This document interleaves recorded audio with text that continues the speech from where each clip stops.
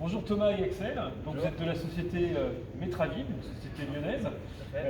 Est-ce que vous voulez bien présenter très vite, présenter Metravib et nous présenter ce que vous faites aussi sur le bras de liaison tribord de l'hydroptère aujourd'hui?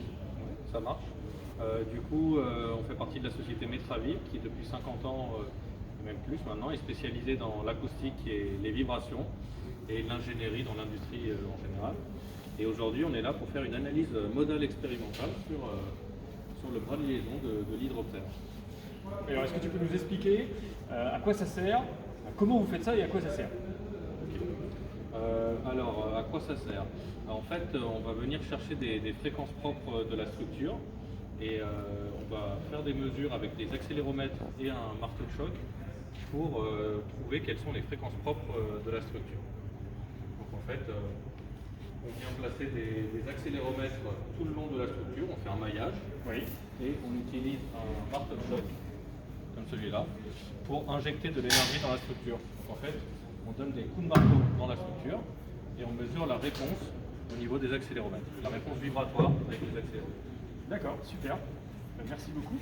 Est-ce qu'on peut regarder sur l'écran ce que ça donne tout ça? Du coup, après avoir fait ces mesures au marteau de choc et aux accéléromètres, on obtient donc des courbes qu'on appelle FRF, donc en G par Newton, G étant l'unité de l'accélération, les newtons étant l'unité de la force, donc la réponse sur la référence qui est le marteau. Ensuite, du coup, on obtient des courbes comme ça, avec des pics qu'on voit ici, notamment ici également, bien visibles, qui du coup sont les modes. Du coup, ce sont ces modes correspondant à une fréquence de résonance, correspondant à une déformée, et également un amortissement.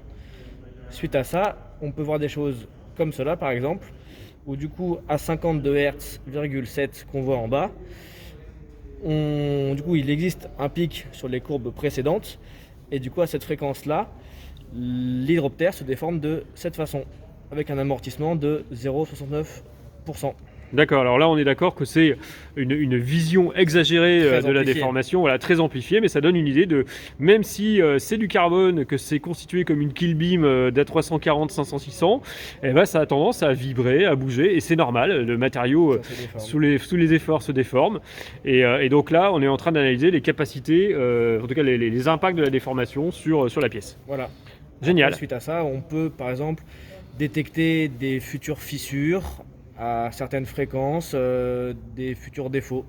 D'accord. Et ça permet donc de savoir aussi si on doit lever le pied. Et c'est aussi une bonne indication des zones à surveiller et des éventuels impacts qu'on peut observer. Voilà. Ça, c'est autre chose qui se passe à 19,1 Hz, où juste les deux parties inférieures de l'hydroptère, enfin, du bras, hein. C'est la zone de connexion entre le bras et la coque centrale, qui aujourd'hui sont libres d'effort, hein, donc normalement c'est connecté à la coque, et c'est peut-être pour ça que ça bouge un peu plus, parce que sinon elles sont maintenues. Ouais. Certainement. Génial, merci beaucoup Axel, et merci beaucoup Thomas aussi pour vos investigations qui nous permettent d'en savoir un peu plus sur les bras de liaison de l'hydroptère. Pas de souci. Merci. Merci.